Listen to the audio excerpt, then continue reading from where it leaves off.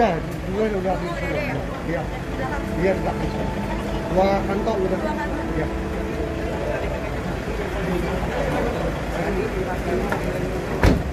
Ya, silakan.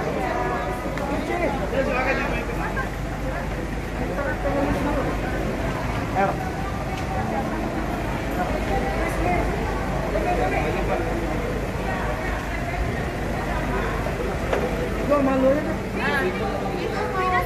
Oh, Mbak yang kacamata tadi? Oh, pakai pangkal. mobilnya aja terus bang.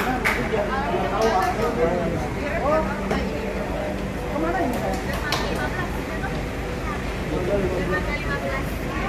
Lo ada nomornya ini? Tapi ada nomor aku.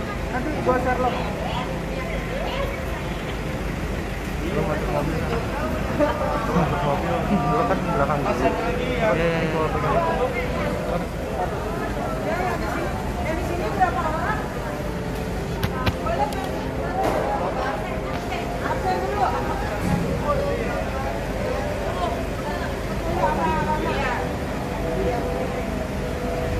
Sebelah sama supir.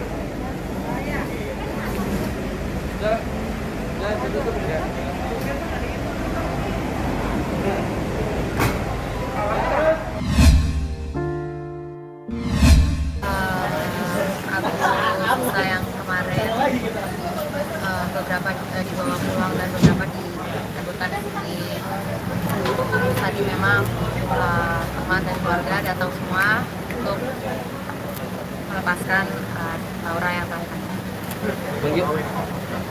Pertanyaan apa tadi?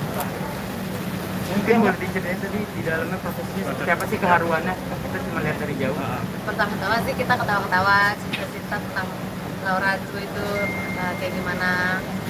Terus aku sih yang nangis, yang pas ngeliat emang dari awal emang aku apa ya, masih berat, masih nggak kuat lah. Tapi aku kuat-kuatin, terus akhirnya kita semua pertama-tama berdoa bareng, baru semuanya satu-satu taburin lagunya Laura, bunga dan uangnya juga. Kita Tadinya mau ditaruh di rumah atau memang harus dilarang Pak? emang ini harus dilakukan. Sisanya kan ada di rumah, tapi nanti belum tahu kapan ke Pangkalan Pindah. Emang Di tempat yang layak. emang permintaan dari Mendiang. Iya. Laut Ancol sendiri emang pemilihan apa? Paling dekat ya. Kayaknya emang yang paling dekat, dan dia juga dulu sering main di sini, jadi ya kalian aja. Emang udah tempatnya dia. Mungkin kalau boleh diceritain. Jika ada permintaan. Permintaannya sendiri permintaan khusus. Iya dulu, aku cuma ingat dulu terakhir pas masih sehat dia masih bilang mau jalan-jalan ke pantai. Dia masih mau ke pantai. Berarti karena emang kecilnya sering ibarat itu Ya, suka kita pantai, kecil akhirnya sering inisiatif. banget di pantai memang. Jadi ya itu kenangan, mungkin kenangan kecil paling bahagianya kita juga, kenangan sama keluarga itu kita selalu ke pantai. Jadi ini kenangan bahagianya dia. Ini untuk kremasi dan dilarung adalah permintaan dari Laura sendiri. Dulu pernah ya ngobrol-ngobrol sedikit doang. Dia dulu juga nggak serius mungkin, masih yang bercanda-canda, nanti kalau kayak gini kayaknya kayak gini deh gue. Tapi ya terus juga. Tapi Kenapa? Karena dia suka jalan-jalan, dia mau kemana-mana. Nah, kalau di laut kan mas, dia bisa kemana aja gitu. Oh iya. Dan suka mau dia gunung, karena nggak pernah saya ajak ke gunung. Dari kecil. Nggak baru-baru, tapi emang dulu suka laut. Ya suka banget laut emang. Terus ya, mana ya, happy place-nya Laura dari dulu selalu di laut. Dulu pas kecil itu Laura kalau ke laut juga dari pagi sampai sore dia. Kita nggak pernah pulang hotel cuma buat tidur. Sisanya di laut terus. oh tadi selepas naburin abu di laut, ada pesan terakhir yang disampaikan oleh pihak keluarga mungkin apa? Pesan terakhir kan dari kemarin udah banyak juga sih ya. Jadi tadi nggak kepikiran juga, tapi kita semua cuma bilang Laura bahagia udah bebas, kita yakin lagi udah nggak sakit. Akhirnya semua permintaan yang dia mau diwujudkan, bisa jalan-jalan di pantai, pergi kemana kesana sini lagi. Kak, tapi kesan yang terdalam apa? Kesan yang terdalam apa di prosesi hari ini? Kesan yang mendalam kayak tadi itu kan abunya itu kan punya Laura juga ya, jadi kayak itu yang terakhir kalinya banget aku bakal Ini kan pelepasan terakhir sih. Pelepasan terakhir ya. Iya, jadi yang pelepasan terakhir yang harus diikhlasin, dan memang untuk kebahagiaannya dia juga kan, pesannya dia mau jalan-jalan. Terakhir kali dia bilang kita waktu itu juga udah pernah planning mau ke pantai, jadi kayak ini akhirnya kita pergi juga. Keluarga merasa lega dengan prosesi yang sudah selesai semua ini dari awal.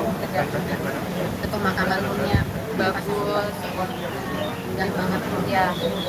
Dari kemarin kita selalu mikir ya, semoga Laura itu senang, bangga.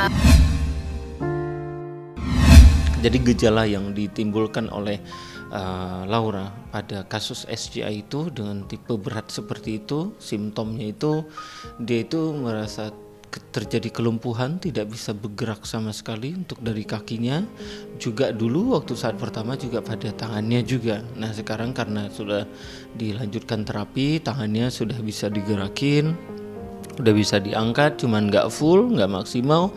Tangannya yang sebelah kiri juga dia bisa menggenggam, memegang ya, tetapi belum bisa untuk menggenggam gitu.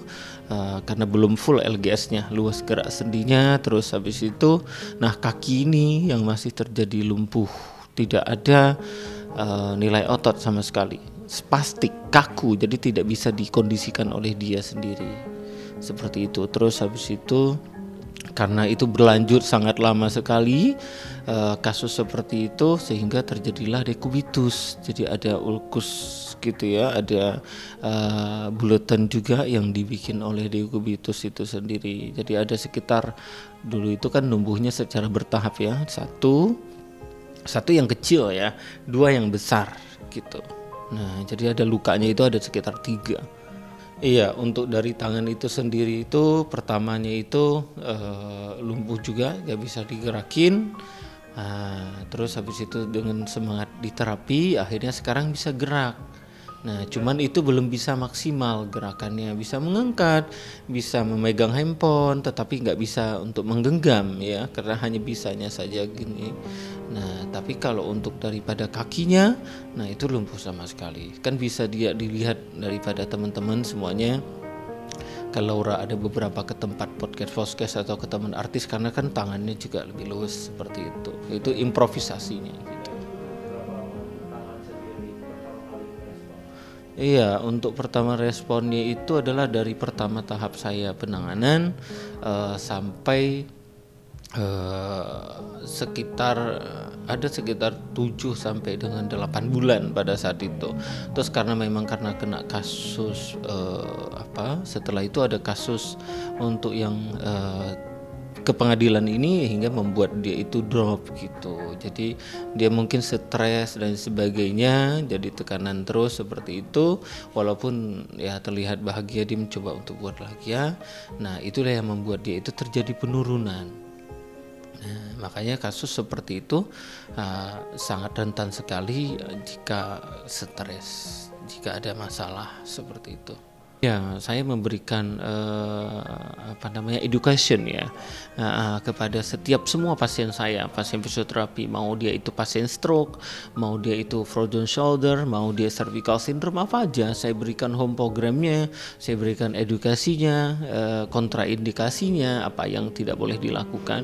Nah, namanya juga manusia ya, dengan sakit seperti itu, masih muda ya, pasti dia merasa ada titik jenuh ya, apalagi juga dia seorang selebgram ya, yang dia sering baca komen juga. Nah itu yang terus membebani dia. Dia sudah mencoba sebenarnya, cuman ya apa mau dikata, nah ya tidak bisa juga, karena ya terus-terusan dia di tempat tidur. Apa yang harus dikerjakan ya selain daripada main handphone gitu. Iya, saya sudah bilang seperti itu. Nah, karena dia juga tahu gitu, namanya juga manusia dan dia usianya masih muda seperti itu, dia mencoba untuk tidak memikirkan, mencoba untuk santai gitu. Tapi yang namanya manusia pasti akan terbawa di dalam naluri, nggak waktu siang, tetapi pas waktu istirahat seperti itu, otomatis itu daripada naluri kita itu terbawa. Oh ya, ini juga termasuk juga keinginannya dia. Selain saya, juga memang keinginan dia yang mendorong untuk saya pergi ke rumah duka. Ada satu hal juga yang dia sampaikan kepada saya, keinginannya untuk bertemu terakhir kali, melihat Laura terakhir kali. Dan itu makanya saya mencoba melalui pengacara untuk disampaikan ke majelis hakim.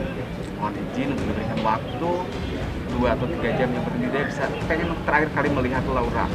Insya Allah kalau diberikan izin oleh majelis hakim, saya akan mendampinginya. Ini kan dari awal dia terlalu intens untuk berkomunikasi, itu lebih pada mamahnya ya, komunikasi dengan pihak keluarga.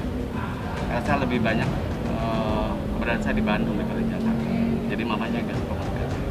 Tapi bukan berarti saya juga tidak pernah gitu. Kalau saya biasakan ketemu langsung, itulah komunikasi saya. Kalau ketika saya datang ke rumahnya, ketika saya datang ke rumah sakit, tapi kalau by phone nggak pernah, kan saya nggak punya nomor. Ketika di Melia, ketika di Mayapada, kali. Dan terakhir ketemu dengan Meli pada saat di persidangan. Itu yang saya tegur. Saya memohonkan maaf atas nama keluarga, khususnya Gaga dan almarhum. Alhamdulillah memaafkan. Kondisi dari mama Gaga sendiri seperti apa? Saya nggak bisa bicara banyak dalam suasana duka seperti ini. Saya hanya bisa mengucapkan atas nama keluarga, sangat-sangat berduka sekali, terutama Gaga. Kemarin dia sempat meminta kepada saya, meminta izin, tolong saya izinkan bisa melihat Laura untuk yang terakhir. Sekali lagi saya berduka. Semoga Laura diterima sama Tuhan dan ditempatkan dalam surga. Tadi sudah sempat ketemu dengan keluarga Laura. Sebenarnya awalnya itu kan kita kan nge-vlog. Dari nge-vlog itu juga kita sih nggak ada apa ya, maksudnya nggak ada berkelanjutan apa-apa gitu. Sampai pada akhirnya Mbak Vena ngirim saya kue sebagai terima kasih, ucapan terima kasih ya karena jadi kita bintang tamu. Setelah itu juga kita nggak ada komunikasi apa-apa gitu loh. Terus terakhir itu kita komunikasi mengenai ini siapa, tanya-tanya tentang agama lah gitu. Tanya tentang agama, pengen juga kan kita sama-sama nih berdua nih lagi belajar hijab. Saya nggak mau bilang saya udah pinter, enggak, karena takutnya kalau sesuatu yang kita banggakan itu bisa menjadi ria buat kita kan. Jadi saya selalu sampaikan pada beliau tuh bahwa kita memang ya kita berdua sama-sama belajar menuju kebaikan. Jadi deketnya sejak kapan sih, Mas? Nah itu kan setelah itu terus kita mulai whatsappan lagi. Intens. Pas mau nggak intens juga sih, cuma pengen olahraga ya waktu itu ya, pengen olahraga. Terus kita janjian, terus saya jemput pagi, kita olahraga. Setelah itu pulang terus kita pergi lagi ke piknik ya sama jadi, Fania. Nah, jadi paginya tuh kita olahraga. Berdua aja. Terus pulang, saya juga pulang, terus saya jemput lagi sama Fania. Kita bertiga tuh dia main di sana lah. Oh iya, itu tanggal berapa ya? Jutek Day. Jutek Day. Ada di mana momentum tuh aku hari Sabtu ya itu ya? Sabtu ya. Bukan. Hari biasa yang sama Atala kan? Iya, hari biasa. Hari biasa. Jadi Atala tuh kan tiba-tiba ngajak, "Ma, ayo habis ini kita makan yuk." Aku karena janjian sama Ferry, aku pikir karena temen takutnya Atala seuzon kan. Karena mamanya kan nggak pernah dating sama siapapun gitu ya. Jadi begitu aku bilang, waduh kok Atala pas banget ngajak pas aku mau nonton nih gitu. Aku kan udah lama nggak nonton yang nonton film apa ya, seru lah pokoknya. Yeah. Terus akhirnya aku bilang, Atala, mama mau bikin endorse. Nggak taunya dia dateng, aku bilang kan dia bawa makanan. Aku bilang nanti aja di bawah aja, nggak tahu dia naik ke atas. Dia naik ke atas ketemulah sama Atala. Ketemu sama Atala jadi ketahuan kan, wah ini mamaku mau pergi nih, akhirnya ngobrol lah berdua, akhirnya kita pergi bertiga, ya kan, kita pergi bertiga. Itu pertama kali ketemu Atala tuh. Kapan tuh? Itu kapan tanggal berapa? Kira-kira ada berapa? Jadi ceritanya tuh sebenarnya gini, Mbak Vena tuh memang benar-benar habis endorse, ya kan? Saya tuh datang bawa makanan lah gitu kan, terus dia bilang, nah itulah mungkin itu semuanya memang Allah sudah ngatur ya. Jadi Mbak Vena bilang, ya udah kamu kesini aja. Tumben saya bilang gitu. Pikiran tuh kesini, di sini. Aku langsung naik ke atas. Ketemu sama begitu pas buka lift, ada apa? Langsung bilang, lah, Yong, kenalin. Udah kan, Mama di mana sih lah? Mama di bawah deh kayaknya. Oh ya udah deh, jadi ke bawah deh. Jangan duduk aja sini katanya. Biar aku yang suruh Mama ke atas. Nah udah dari situ. Pas ke atas udah, terus akhirnya kita pergilah bertiga, nontonnya bertiga, makannya bertiga. Dan habis nonton, aku karaoke sama Ferry tapi di rumah, maksudnya ya. Bertiga sama Atala juga. Bertiga sama Atala juga. Cuma pas Atala lagi istirahat ya, terus tiba-tiba aku ngomong apa sih? Jadi gini, pas udah kan kita udah lagi nyanyi, terus Atala kan masuk kamar, terus gue bilang, terus Mbak Vena kan masih nyanyi tuh, pas habis duduk tuh. Jadi ngebayangin habis duduk pegang lah tangannya gitu kan, terus kok tapi bukan yang ini ya, maksudnya tuh ya cuma megang aja sih gitu kan, terus gue bilang aku boleh ngomong nggak sesuatu terus gitu kan, terus dia sih nggak jawab apa-apa, terus bilang boleh nggak kalau untuk saat ini aku anggap kamu orang yang spesial dalam hidup aku. Langsung bilang seperti itu. Iya, terus tapi Mbak Vena masih yang nggak ada reaksi apa-apa, langsung lah terus reaksinya apa? Gimana Mbak pas ngomong kayak gitu? Ditembak. Reaksinya ini aku lihat serius, karena kan memang berita tentang Mas Ferry ini kok Mas ya tentang Abi tentang Abi ini kan memang banyak negatif ya. Dan aku tuh memang orang yang sangat susah, makanya sampai 8 tahun sendiri, karena aku orang yang sangat picky, sangat selektif. Tapi aku memang selalu berdoa sih. Aku berdoa sama Allah, ya Allah, saya pengen banget punya jodoh di tahun ini. Karena saya udah kayaknya kalau selalu sendiri lama juga, ya udah lumayan lama. Saya pengen yang bisa menjadi imam yang baik, saya pengen orang yang hatinya baik, yang sayang tuh sayang bener sama saya, sama anak-anak saya.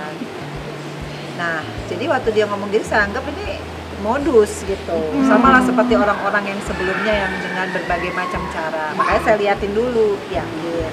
Tajam saya liatin dari atas sampai ke bawah, sampai kikuk sendiri, sampai dia bilang, apa Bi? Nah, aku bilang gini, sampai dia udah bilang gini kan, saya udah ngomong, bilang, tapi gini deh, aku bilang gitu. Saya kan takut merusak persahabatan ini kan. Kalau emang kamu masih gimana, anggap omongan aku tadi intermezzo lah, nggak usah dipikirin, buang jauh-jauh, anggap ya aku ini ya teman kamu, sahabat kamu, saudara kamu, yang kita bisa share apa aja sih, gitu kan. Terus, tapi kalau ditanya serius ya aku serius. Jadi aku udah ngomong kan gitu bilang dulu. Sampai kamu menemukan. Enggak, itu belum. Malam itu belum. Belum. Jadi malam itu belum. Jadi malam itu aku bilang gini, pokoknya anggap omongan tadi itu intermezzo lah gitu kan. Tapi aku balik ke topiknya lagi gitu loh. Aku bilang, ya kalau memang ditanya serius, aku serius, sangat serius. Terus akhirnya Mbak Vena cerita panjang lah. Ya pokoknya kalau saya tuh dalam berhubungan sih seperti ini dijabarkan. Ya, dijabarkan tuh bahwa bukan hanya seorang suami, tapi Mbak Vena juga mencari seorang imam, mencari seorang leader yang bisa, karena beliau ini kan udah ya mungkin segala apa yang beliau inginkan kan sudah dicapai, sudah pernah gitu ya. Jadi pengen kalau satu waktu ini dapat pasangan tuh yang beliau tuh benar-benar yang melayani. Jadi yang pasangan inilah yang bekerja untuk keluarga.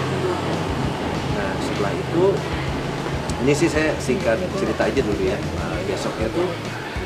Besoknya saya itu WhatsApp Mbak Vena tuh yang jawabannya dingin banget ya, pokoknya kayak nggak biasanya gitu kan. Saya bilang salah, saya bilang gara-gara tadi malam saya ngomong ini kan cepetan gitu ya.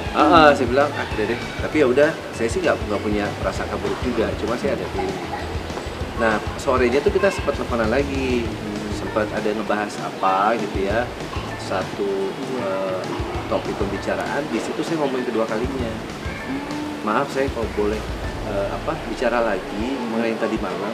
Ini sekali lagi saya ngomong, saya tekenin lagi sekali lagi sama kamu bahwa benar-benar kamu please banget. Saya mau ngomong gitu, saya ngomong please banget, please kamu lupain semua omongan saya terima. Pokoknya mulai detik ini anggap saya, itu saya ulang 2 kali. Mulai detik ini saya anggap saya ini sebagai teman, saudara, sahabat kamu. Apa aja deh yang kamu, pokoknya kita bisa share apa aja. Dan aku doain someday kamu ketemu orang yang bisa membuat kamu bahagia. Aku selalu doain terbaik itu. Mbak Vena berarti awal itu, nah itu karena dia bisa ngomong kayak gitu, aku langsung berubah nih. Terus habis itu aku mikir, wah ini orang nggak egois nih, ini orang pengertian. Terus habis itu kita ketemu pas waktunya sholat. Nah pas waktunya sholat kan memang kalau Abi ini selalu sholat kan. Nah, aku coba, ya deh kita bareng deh sholat. Aku ngikut kan, dia jadi imamnya. Terus pas jadi imamnya aku kaget, loh kok tajwidnya bagus banget, doa-doanya bagus, aku kaget. Terus orangnya kayak bertato, terus cerita hidupnya kayaknya, waduh serem kan gitu. Tapi kok beda gitu. Nah terus berjalannya waktu, dia sama Fania sayang banget. Misalkan Fania minta apa, ya aku tahu lah keadaan Ferry saat ini ya. Tapi dengan keadaan yang kayak gini dia masih ada-adain buat Fania. Dia minta ini, minta itu, pokoknya Fania. Ya, pokoknya dia sayang sama Fania. Ya mungkin itu juga yang membuat aku selama kita ngobrol juga kita komunikasinya bagus. Dia punya sense of humor yang bagus. Terus aku juga ngeliat, aku belum pernah sih, maksudnya ngerasa hal kayak gini setelah berapa puluh tahun yang lalu ya. Terakhir aku jatuh cinta tuh sama ya mungkin bapaknya anak-anak. Tapi itu kan dari dulu. During kesendirianku tuh aku susah kan orang yang jatuh cinta. Nah, ya mungkin karena itu, mungkin juga Allah menggerakkan ya. Menggerakkan, mungkin kan waktu aku divorce, aku juga pernah dilabelin jelek gitu ya. Tapi yang menolong aku kan Fania. Sooner or later orang juga ngeliat bagaimana aku tidak seperti yang diberitakan. Nah, Ferry ini kayaknya posisinya sama aku dulu. Diberitakan yang nggak bagus, tapi yang menolong dia bukan dia membela diri. Yang menolong dia tiba-tiba Allah menggerakkan hati aku untuk support dia. Jadi dia nyatainnya berapa hari yang lalu, tiba-tiba aku ngerasa kayaknya he's the one deh. Sesimpel itu. Mamaku kaget, papaku kaget, anak-anakku kaget karena aku langsung posting. Aku nggak pakai nanya kiri kanan. Itu menggemparkan sih sahabat aku. Lu yakin?